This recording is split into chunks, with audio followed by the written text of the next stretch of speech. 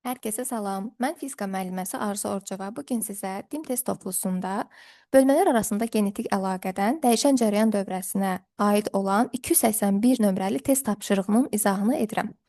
Fizikada belə bir qayda var ki, məsələni etməmişdən əvvəl, həllinə başlamamışdan əvvəl mütləq şəkildə verilənləri yazmaq lazımdır. Məsələni oxuyaq. 10-10 müqamətli naqildə dəyişən cərəyanın rəqs perioduna bərabər olan zaman fasiləsində nə qədər istilik miqdarı ayrılar? Cavabı col ilə ifadə edin. Verilənlərdən bizə müqaməti verir. Müqamət böyük R hərfi ilə işarə olunur. Böyük R bərabərdir 10-10. Rəqs perioduna bərabər zaman fasiləsi, yəni zamanımız kiçik T-miz rəqs perioduna, yəni böyük T-yə bərabərdir və bizdən istilik miqdarı, yəni Q-nü soruşur. İstilik miqdarının 3 ədəd düsturu var. Q bərabərdir I kvadrat RT, Q bərabərdir U kvadrat bölünsün R vurulsun T və digər üçüncü düstur isə IUT. Mən bu üç düsturdan hansı birini istifadə etməliyəmsə onu seçirəm. Nəyə əsasən seçirəm? Verilənlərə əsasən əlimdə nə var? Müqavimət var, zaman var və qrafika əsasən baxıram ki, U-nun koordinat oxunda U-nun maksimal qiyməti, yəni UM 100 verib bizə. UM var. UM bərabərdir 100 volt.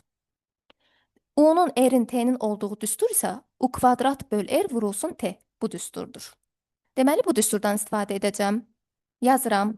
Q bərabərdir U kvadrat bölünsün R vurulsun T. Burada U-nu təyin eləmək üçün bilmək lazımdır ki, buradakı düsturdakı U bizim təsir edici qiymətimizdir. U təsir edici ilə isə UM arasında belə bir əlaqə var. U bərabərdir. UM, yəni U-nun gərginliyin maksimal qiyməti bölünsün kök altında 2. Yəni mən U-nu tapmaq üçün UM-i kök altında 2-yə bölərəm. UM də nə qədərdir? Bizim burada qrafikimizdən göründüyü kimi 100 voltdur. Onda olacaq 100 volt bölünsün kök altında 2.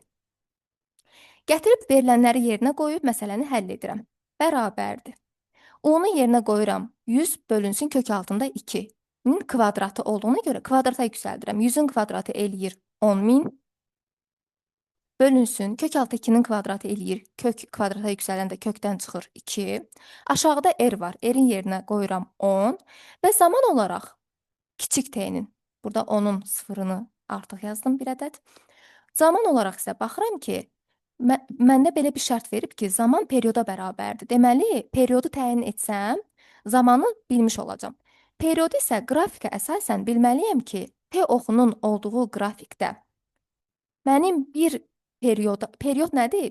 Bir rəqsə sərf olunan zaman. Yəni, bir rəqsin tamamlanmasına sərf olunan zaman mənim periodum olacaq.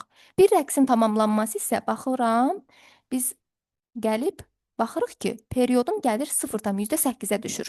Bu elə bil ki, çevrənin bir tam çevrəni göstərir bizim üçün. Yəni, çevrə 4 hissəyə bölünüb. Bu bir hissəsidir, bir hissəsi, digər hissəsi və bu da digər hissəsi. Yəni, bir növ çevrə ilə uyğun şəkildə mən uyğunlaşdırıb zamanı, yəni periodu təyin edə bilərəm. Bizim periodumuz elədir 0,8 saniyə. Yəni, böyük T bərabərdir 0,8. Gətirib kiçik T-nin yerinə qoyuram nə? 0,8. Vurulsun 0,8. O da bərabərdir. Buradakı onun sıfırı ilə yuxarıdakı sıfırın biri gedir. Qalır nə? 1000 bölünsün 2 vurulsun 0,8. 0,8-i 1000-ə vuranda eləyir 80. 80-i də bölürəm 2-yə eləyəcək 40 jol.